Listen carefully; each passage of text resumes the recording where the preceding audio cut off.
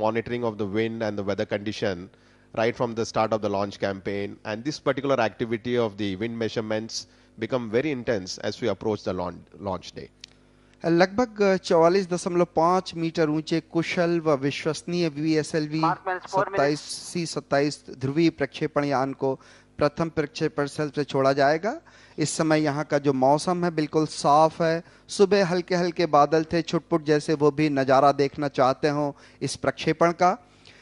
इस PSLV C-27 ये PSLV की 29वीं सतत उड़ान होगी, जिसमें 1425 किलोग्राम भारी एवं पूर्णतः स्वदेशी तकनीक से निर्मित भारतीय उपग्रह IRNSS 1D को प्रक्षेपित होना है। भारी उपग्रह होने के कारण प्रमोचन यान के संवर्धित या विस्तारित संस्करण का उपयोग हो रहा है, जिसमें 6 स्ट्रैप-ऑन आपने संयोजित होते हुए देखे हैं।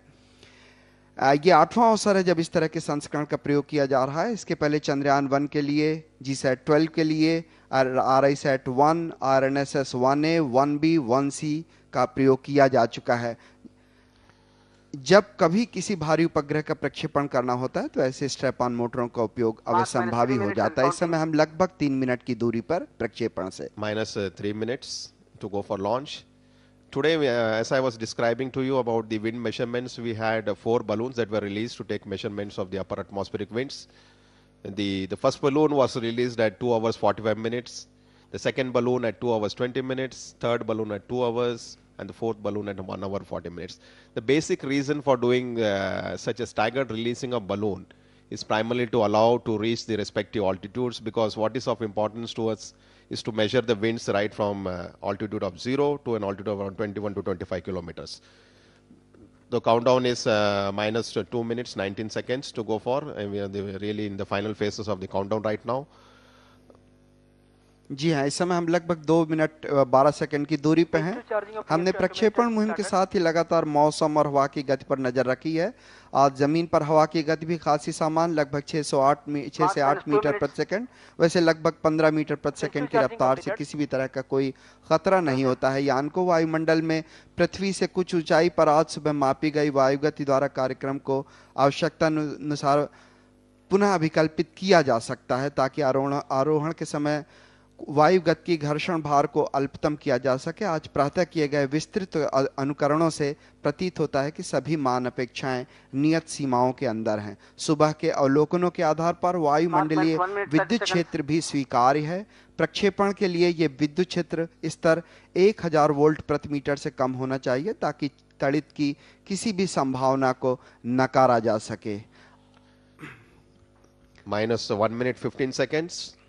Just a quick update on the flight sequence. So at exactly at 20, we will have the ignition of the solid core stage and the 4 solid strap-ons, which will get ignited on the ground as the vehicle takes off. All stations stand by for the time mark. Mark means 1 minute and counting. So -1 minute. And then this will be followed by the ignition of the 2 remaining solid strap-ons at 25 seconds into the flight. अब हम केवल 1 minute की दूरी पे, 1 minute से भी कम समय का रह गया है समय। आप लगातार इस काउंटडाउन को सुन पा रहे होंगे। केवल 40 सेकंड की दूरी पे लगभग। -40 seconds. So -40 seconds for the launch. -35 seconds. -30 seconds. Real-time programs activated. Roger. 26 seconds. PS to BSPP opened. So you can see on your screen the automatic launch sequence checking out all the final flight parameters. -20 seconds. आपका ध्यान केवल screen पे जब core ignite होगी। 10, 9, 8, 7, 6, 5, 4, 3, 2, 1. RCT ignition. 0, +1, +2. First stage ignited. Vehicle lifting off from the second launch pad. +6. जी हाँ, एक गर्वान्वित करने वाला Liftoff is normal. +9. बिल्कुल नॉर्मल सामान्य प्रक्षेपण आप बिल्कुल क्लियर देख पा रहे होंगे। प्रज्वलन को एक अमिट बन जाने वाले सपने की हकीकत। Vehicle moving majestically through the atmosphere. We can hear the thunder sound. The mission control center here. बहुत ही जबरदस्त गर्जना रॉकेट की, उसका संबोधन कि इसरो को भारत के नवनिर्माण में अहम भूमिका निभाने का वक्त आ गया है। देश को आत्मनिर्भर बनाना है। यान के पीछे छूटती ये लकीरें शायद इस बात की द्योतक कि हमें नौ संचालन तकनीक की रोशनी से सारे देश को रोशन करना है। Plus 50 seconds. So plus 50 seconds after liftoff, the air lead strap-on got ignited as planned at 25 Plus seconds. 55 seconds. So another event we await now is the separation of the ground lead Plus 1 strap-ons, minute. which should happen at around 70 seconds. बिल्कुल अपेक्षित पथ पर अग्रसर होता हुआ ये प्रक्षेपण यान PSLV C-27, ये आपने स्ट्रैप ऑन्स को अलग होते हुए देखा। A very clear view of the four solid strap-ons getting separated, the sky being very clear. You are able to see all the flight events. You can see the beautiful coverage. P2 change over to SCBT 1. Plus 1 minute 30 seconds. 90 seconds into the flight. Air lead strap-on separated. जी हाँ, ये प्रज्वलन लगभग 1 minute 50.6 second चलेगा। Performance normal. Air lead strap-on also got separated at 92 seconds. बिल्कुल Now, सामान प्रज्वलन। we have at 110 seconds the separation of the first stage. The sky being very clear, I think we should be able to see the first stage separation as well. We just got the confirmation, first stage has been separated. या प्रथम चरण जो है वो लगभग 56 kilometre की ऊंचाई पे जाके अलग हो चुका है और द्वितीय चरण जो है वो इग्नाइट हो चुका है। So as planned, at 113 seconds, we had the separation of the first stage where the vehicle altitude was around 56 kilometers. The second stage has ignited. And on your screen, you can see the ground trace of the launcher. The red one is the pre-flight, and what you're seeing on the things is the actual flight. These are the two plots of the altitude and the velocity. You can see the telemetry exactly falling over the pre-flight numbers. So 153 seconds, velocity almost 2.4. जी हाँ, आप अपने जो screen है उस पे x अक्ष पे समय और वाई अक्ष पे जो है वो रिलेटिव वेलोसिटी और एल्टीट्यूड ऊंचाई को देख पा रहे होंगे। इस समय हम लगभग 170 सेकंड का समय बिता चुके हैं। ये प्रज्वलन लगभग 2 मिनट 31.8 सेकंड का होता है। Plus 3 minutes. A very close match with the pre-flight and the flight conditions. PS2 performance normal. So PS2 stage, the second stage has been performing nominally. The next flight event will be the separation of the payload fairing, which should happen at around 203 seconds nominally. We are at 197 seconds into the flight. बिल्कुल अनुमानित और अवलोकित पथ एक दूसरे को follow करते हुए, एक दूसरे का अनुकरण करते हुए हम लोग हीट शील्ड सेपरेशन जो है उसको हम लोगों ने बिल्कुल सफलतापूर्वक संपन्न होते देखा 204.8 सेकंड के पश्चात में। और अगला क्षण जिसे हम बहुत प्रतीक्षित है वो है तृतीय चरण जो है उसके इग्निशन का। उसके पहले द्वितीय चरण जो है वो अलग होगा और ये बहुत ही महत्वपूर्ण क्षण होता है जब एक चरण दूसरे से अलग होता है। So heat shield got separated at 204 seconds at 113 kilometers. The second stage is burning, and we expect the burnout and the separation of the second stage at around 262 seconds. Another 20 seconds to go into the flight. जी हाँ, लगभग 20 second का समय और व्यतीत होना है तृतीय चरण के इग्निशन के पहले। द्वितीय चरण में लगभग 42 टन तरल ईंधन unsymmetrical dimethyl hydrogen plus 25% hydrogen hydrate का मिश्रण रखते हैं।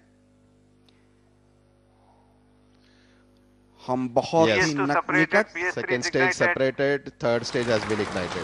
जी हाँ, द्वितीय चरण जो है वो अलग हो चुका है और तृतीय चरण जो है वो प्रज्वलित हो चुका है और हम इस समय तृतीय चरण के प्रज्वलन से गुजर रहे हैं। PS3 ignition at 131 kilometers at 263 seconds and is expected to burn for 120 seconds. So we will have the burnout of the third stage, the PS3 stage at 385 seconds. So right now we are at 290. Very close match with the bottom curve is the altitude profile, the upper curve is the velocity. Plus 5 minutes. You can see the pre-flight and the flight numbers very closely matching. जी हाँ, लगभग 303 second का समय बीत जाने के बाद इस समय जो वेलोसिटी है 5.4 किलोमीटर प्रति सेकंड हो चुकी है। रेंज करीब करीब अगर हम देखें तो 780 किलोमीटर का हो चुका है और हम लोग इस समय 136 किलोमीटर की ऊंचाई पे हैं। एक्चुअली ये टोटल फ्लाइट अगर आप ध्यान देंगे तो करीब करीब 19 मिनट 25 सेकंड तक जाएगा जब उपग्रह अलग होगा और इस समय हम लोग करीब करीब 5.5 मिनट का समय बिता चुके हैं। तृतीय चरण प्रज्वलित होकर अपने सामान्य प्रज्वलन से गुजर रहा है। So 335 seconds.